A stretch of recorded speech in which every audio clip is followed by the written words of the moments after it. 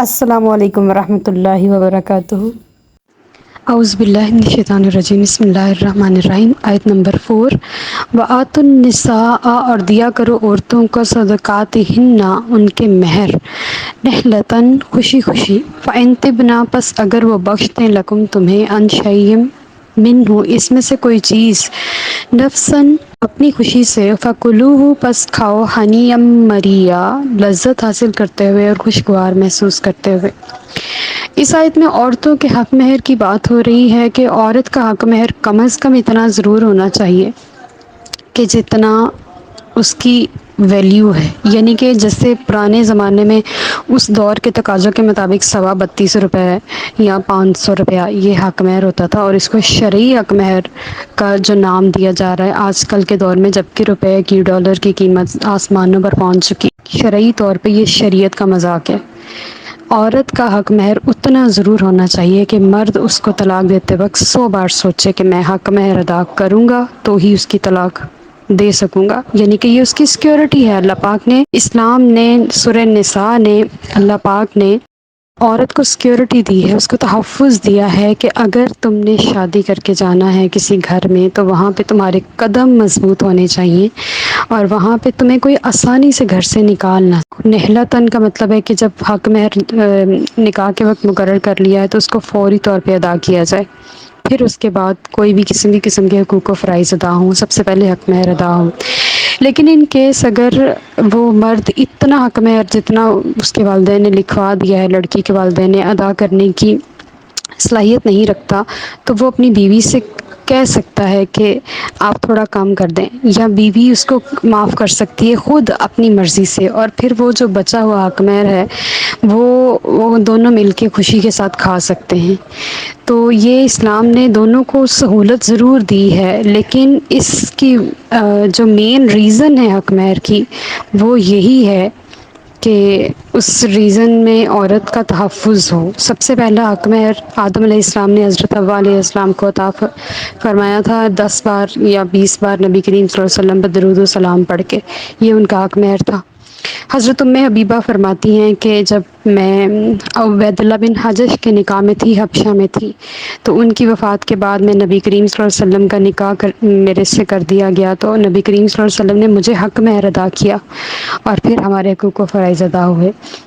یعنی کہ حق مہر عورت کے تحفظ اور اس کی اس گھر میں سیکیورٹی کے لیے ضروری ہے، اور اس کے بغیر نکاح نامکمل ہے۔ فَكُلُوهُ حَنِيًّا مَرِيًّا، جو بچے کھانا شانا نہیں کھاتے یا تنگ کرتے ہیں اپنے پیرنٹس کو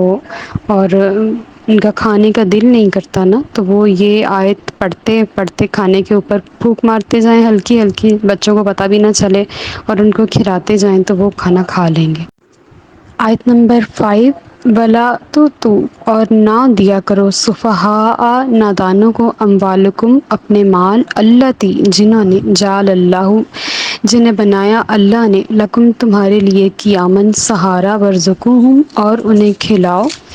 فیہا، اس میں سے، وکسوہم، اور انہیں پہناؤ، وقولوا لہم، اور کہو ان سے، قولا معروفا، اچھی بات۔ آیت میں دو چیزیں ہیں جو توجہ کے مستحق ہیں۔ سب سے پہلے اموالہم، ان کے مال، اور دوسرا اموالکم، تمہارے مال۔ یعنی کہ اب یہاں پہ یتیموں کے بارے میں ہے کہ یتیموں کا مال ان کا ہے، لیکن چونکہ تم سارے ایک ہی ملت کے فرد ہو تو وہ تمہارا ہی ہے، لیکن ان کی حفاظت اور نگہداشت ایسے کرنی ہے جیسے کوئی شخص اپنے مال کی حفاظت اور نگہداشت کرتا ہے۔ یہ نہیں ہے کہ یتیم کا مال ہے، اجڑتا ہے تو اجڑے، نقصان ہوتا ہے تو ہو، پریشانی آتی ہے تو آئے، کون سا یہ میرا ہے۔ اس کو اپنے مال کی طرح محافظ بن کے اس کی حفاظت کرنی ہے۔ اور جو آیت کا دوسرا حصہ غور طلب ہے وہ یہ ہے کہ مال جس کو اللہ نے تمہاری زندگی کا سہارا بنایا، یعنی کہ دیکھیں، مال ہماری زندگی کا سہارا ہی تو ہے۔ معاشی سکون ہو تو گھر کا سکون ہوتا ہے،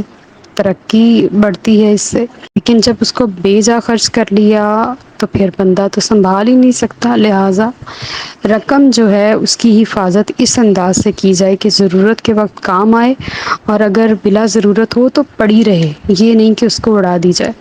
تو یتیموں کے مال کو نادان ہوں بچے تو ان کی حفاظت ایسے کرنی ہے جیسے کہ وہ ہمارا مال ہے، اور ان کو کھلانا پلانا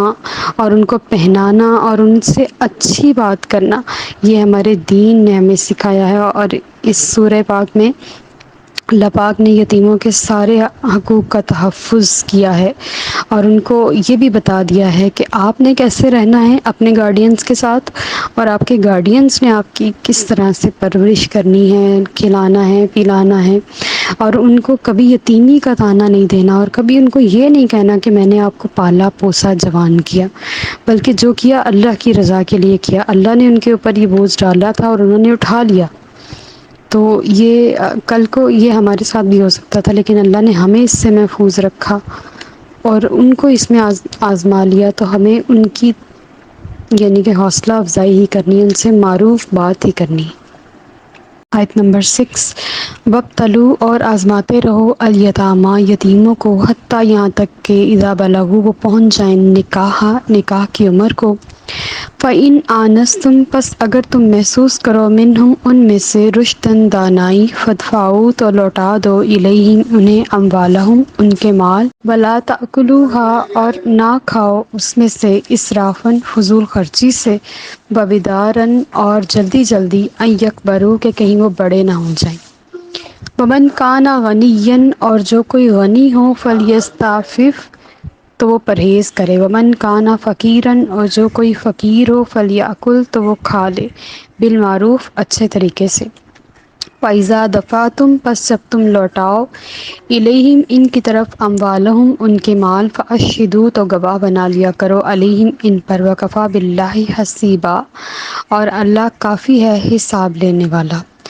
یتیموں ہی کے بارے میں اس آیت میں اللہ پاک نے ان کے مال کے بارے میں سارے احکامات جو ہیں وہ بیان فرمائے ہیں کہ یتیموں کو آزماتے رہو یہاں تک کہ وہ نکاح کی مدت کو پہنچ جائیں۔ یتیم کا آزمانا کیا ہے کہ اگر وہ اتنا چھوٹا ہے یعنی بلوغت، یہ عمر عورت کے لیے لڑکی کے لیے 9 سال سے لے کے 14 سال تک ہے، اور مرد کے لیے 15 سال سے لے کے 17 سال تک ہے، یعنی کہ یہ ان کی بلوغت کی عمر ہے کہ اس میں وہ دونوں بالغ ہو جاتے ہیں۔ بلوغت کی جو عمر ہے وہ نکاح کی یہی ہے، عورت کے لیے کم از کم 15 سے 17 سال اور مرد کے لیے 18 سے 25 سال کی عمر، جیسے نبی کریم صلی اللہ علیہ وسلم نے اپنا سب سے پہلا نکاح 25 سال کی عمر میں فرمایا، تو سنت کے مطابق شادی کی عمر یہی ہے۔ تو اللہ تعالیٰ یہاں فرما رہے ہیں کہ یتیموں کو آزماتے رہو کہ یہ نکاح کی عمر کو پہنچ چکے ہیں، اگر یہ نکاح کی عمر کو پہنچ چکے ہیں تو بہتر یہ ہے کہ ان کے مال ان کو لوٹا کے ان کے گھر بسا دیے جائیں۔ تو اللہ تعالیٰ فرما رہے ہیں اگر تم محسوس کرو ان میں دانائی، رشد یعنی کہ وہ اپنا مال سنبھال سکتے ہیں، اس کی ٹیک کیئر کر سکتے ہیں، اس میں اضافہ کر سکتے ہیں، اس کو ڈبو نہیں دیں گے، فادفعوا تو لوٹا دو انہیں ان کے مال، ولا تاکلوها اور نہ کھاؤ اسراف کرتے ہوئے، یعنی کہ یتیم کا مال کھانے کی اجازت ہے، اتنا اگر کوئی تنگ دست ہو تو اللہ تعالیٰ یہاں پہ فرما رہے ہیں کہ جو کوئی غنی ہو تو اسے چاہیے کہ بالکل ہی پرہیز کرے، جس کے پاس پہلے سے اپنا مال ہے وہ کیوں یتیم کا مال کھائے، لیکن اگر اس کو اپنے کاروبار میں کسی بھی قسم کے قرض کی ضرورت پڑ گئی ہے تو وہ یتیم کے مال میں سے قرض لے کے اپنا کاروبار چلا ضرور سکتا ہے، لیکن وہ اس قرض کو لوٹائے گا۔ اور اگر وہ غنی نہیں فقیر ہے تو وہ اتنا کھا لے کہ اس کی کمر سیدھی رہے، یہ نہیں کہ وہ اس کو لٹانا شروع کر دے اور اس کے اوپر وہ انحصار ہی کر لے کہ میں یتیم کو پال نہیں رہا، میں اس کی اجرت لے رہا ہوں۔ ایسا نہیں ہے، یہ کام فی سبیل اللہ ہونا چاہیے، اس میں اجرت کا کوئی معیار نہیں ہے، بلکہ یتیم کے مال کو یہ بھی بتا کے لوٹانا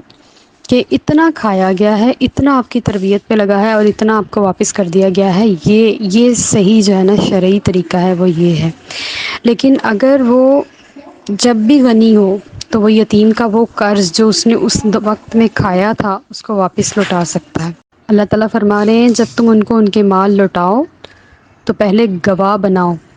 اور پھر اس کی ساری لکھت پڑھت کرو، اس کو سارا لکھ پڑھ کے دو کہ یہ اس انداز سے ہم نے آپ کا مال کھایا، یہ حساب ہے سارا، اور اللہ سب سے بڑا حساب لینے والا ہے۔ یہ آیت کا جو حصہ ہے وہ تھوڑا سا ڈرانے والا ہے کہ اس بات سے ڈرنا چاہیے کہ اللہ سے تمہارا کوئی خیانت، کوئی عمل، کوئی چوری چھپی ہوئی نہیں ہے، وہ بڑا حساب لینے والا ہے اور وہ ایک ایک چیز کا حساب رکھنے بھی والا ہے۔ اصل میں اس آیت کا شان نزول یہ ہے کہ عرب میں رواج تھا کہ جب خاوند فوت ہو جاتا یا گھر کا باپ فوت ہو جاتا تو جو جائیداد ہوتی وہ بڑے بیٹے کو مل جاتی،